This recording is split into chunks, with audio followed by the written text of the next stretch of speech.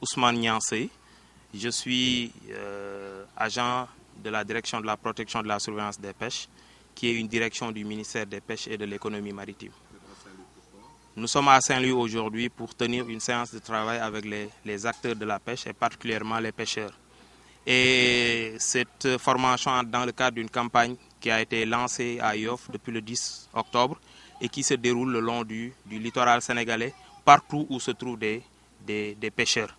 Et aujourd'hui, nous sommes à Saint-Louis et il est prévu de tenir la cérémonie de clôture demain à Gandiol, cérémonie qui sera présidée par le gouverneur de la région de Saint-Louis. Quelles sont les cibles et pourquoi vous avez senti la nécessité de former ces pêcheurs? Voilà, comme vous l'avez dit, nos cibles, ce sont les acteurs de la pêche et particulièrement les pêcheurs donc, qui vont en mer à bord de ces embarcations. Donc, et note plus particulièrement les capitaines qui sont les patrons de ces embarcations. Donc, aujourd'hui, nous sommes venus en tenir avec eux une séance de formation, donc basée sur des échanges par rapport aux mesures de sécurité à prendre, au respect de la réglementation en matière de sécurité, pour que vraiment les accidents qui sont constatés en mer puissent être vraiment réduits en termes de nombre. Si l'on sait qu'en 2018, 86 accidents ont été enregistrés, en 2019, on est encore à 62. Donc avec 70 disparus et pertes en vies humaines. Cet arrive au moment d'une nette recrudescence de collisions ou autres accidents en haute mer. Quelle est en fait la leçon que vous devez donner justement à ces pêcheurs pour éviter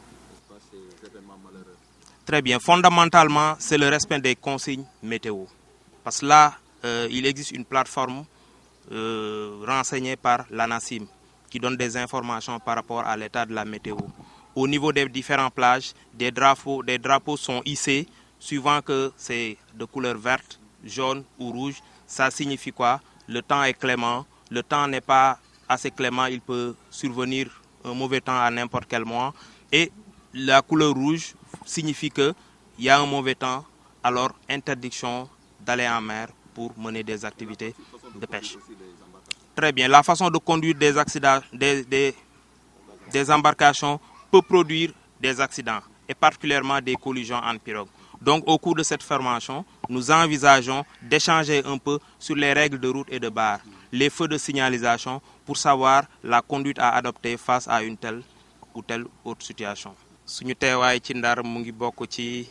programme bu nga xam ne ñu ngi ko tàmbali fukki fan ci weeru octobre mu concerne Sénégal yëpp fépp fu mool ne ñu war fa dem pour waxtaan ak ñoom ci lu aju ci seen kaaraange démb ñu ngi woon Louga tey ñu ñëw fii ci Ndar suba ñu bëgg ko clôturer ci teewaayu gouverneur bu région de Saint-Louis pour ñu tëj ko tournée bi ñuy def nag li tax ñu di ko def donte daan nañ ko def at mu ne waaye dañu seetlu ni weer yi ci ginnaaw wala at yi ci ginnaaw accident yi ci biir géej dafa bari lu muy am te mool yi di ci ñàkk seen bakkan alors mool bu ñàkk bakkanam li muy jur dafa bari ginnaaw bi ko ay mbokkam ñàkkee maanaam ñu bari dañuy jóg seeni mbokk ñoom tamit seen activité dootul mën a continuer ti donc mu doon ay problème yu bari yu nga xamante ni day am bu accident amee ñu ne nañu ñëw waxtaan ak ñoom ci kaaraange gi nga xam ne dañ ko war a yokk pour que ñu mën a dérouler seen activité normalement ginnaaw état mu ngi def effort yu bari fexe ba gilet de sauvetage yi ñoom ñu koy am fu leen jege lool muy poste de contrôle yi ak station de surveillance côtière yi ñu ko fay am ci njëgu juróomi téeméer kon li ci des ci ñoom mooy lan ñu ñëw jënd si ko di ko am ci biir gaal yi te di ko sol saa su ne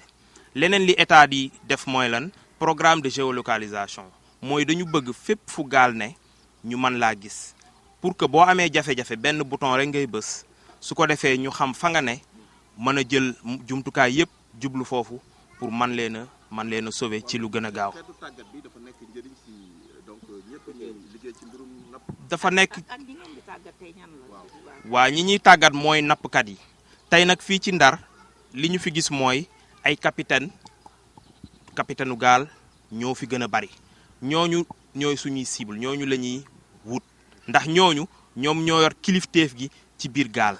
ndax borom gaal gi moom lu ci gën a bari du dem géej comme ñooñu ñi nga xam ne ñoom ñooy dem géej te jiite mool yi ñooñu ñooy suñuy cible pour que li nga xamante ne ñu ngi koy wax ñu mën ko dégg di ko jëfee ci seen biir liggéey. waaw ci biir loolu gis nañu ngeen wax circulation en mer parce que dafa am noo xamante ni gaal gi moom la war a déplacer wu ci biir géej mu nekkul am solo. waaw xam nga dafa am lu tubaab di wax collision maanaam ñaari gaal yu mbëkkante loolu dafa bokk ci li ci accident yi nga xamante ni ñu mu ngi am biir géej donte bariwul lool ñu ñëwoon tey ñu fàttali leen rek règle yi maanaam boo jiitlee gaal boo te bëgg koo romb foo koy aw càmmoñ ak ndijoor fu la fa neex